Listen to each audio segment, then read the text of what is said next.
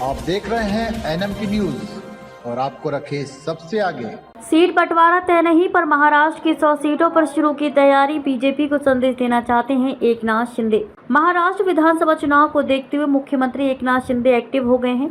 Mahayuti BJP Shinde Sena NCP में सीटों के बंटवारे को लेकर बातचीत फिलहाल शुरुआती चरण में है, लेकिन शिंदे के नेतृत्व वाली शिवसेना ने शनिवार को 113 विधानसभा क्षेत्रों में 46 विधानसभा प्रभारी तथा 93 विधानसभा निरीक्षकों की नियुक्ति कर दी। शिंदे ने इसके साथ ही सहयोगी दलों खासकर बीजेपी को यह संदेश दिया है कि शिवसेना विधानसभा चुनाव में 288 में से कम 100 सीटों पर चुनाव लड़ने की तैयारी कर रही है। राजनीतिक जानकारों का कहना है कि विधानसभा चुनाव में सिर्फ 2 महीने का समय बचा है। ऐसे में तैयारियों में कोई कमी न रह जाए, इसलिए शिंदे ने अपने नेताओं की फौज को मैदान में उतार दिया है। वहीं नारायण राणे जैसे बीजेपी के कुछ नेताओं के हालिया बयान को भी इससे जोड़कर देखा जा रहा है, जिसमें उन्होंने विधानसभा चुनाव अकेले लड़ने की बात कही थी। महाराष्ट्र की राजनीति में कहा जाता है कि जिसने मुंबई का किला चुनाव में फतेह किया उसी गठबंधन की सरकार बनती है। मुख्यमंत्री शिंदे ने मुंबई की 36 में से 18 सीटों पर चुनाव प्रभारियों के नाम की घोषणा कर दी है। इसमें पूर्व नगर सेवक कमलेश राय, चांदीवली कालीना, मिलिंद देवड़ा, वर्ली शिवडी,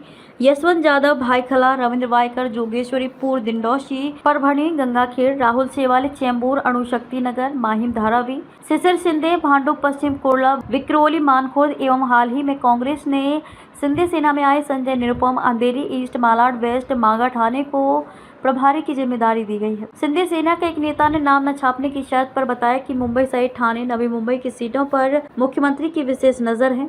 मुंबई में शिवसेना की जड़ काफी मजबूत है, इसका फायदा विधानसभा चुनाव में पार्टी को मिलेगा। शिवसेना का जमीनी कैडर मजबूत करने और चुनाव में विपक्षियों की साजिशों को नाकाम करने के लिए नेताओं को जिम्मेदारी सौंपी गई है। महाराष्ट्र का विधानसभा चुनाव काफी रोचक होने जा रहा है, जहां विपक्षी महाविकास अघाड़ी राज्य में सत्ता काबिज करने का सपना देख रही है। वहीं सत्ताधारी महायुति किसी कीमत पर उन्हें मौका नहीं देना चाहती है। शिंदे ने चुनाव तैयारी के नाम पर अपने नेताओं के नाम की घोषणा कर एक तीर से 2 निशाना साधा है। वह मुख्य प्रतिद्वंदी उद्धव ठाकरे गुट को जहां ये मैसेज दे रहे हैं कि वह चुनाव में किसी गलतफहमी में नहीं है, वहीं साथ ही बीजेपी को भी ये बताने में सफल हुए हैं कि यदि चुनाव में उम्मीद के मुताबिक सीट नहीं मिली तो वह अकेले भी मैदान में उतरने को तैयार हैं।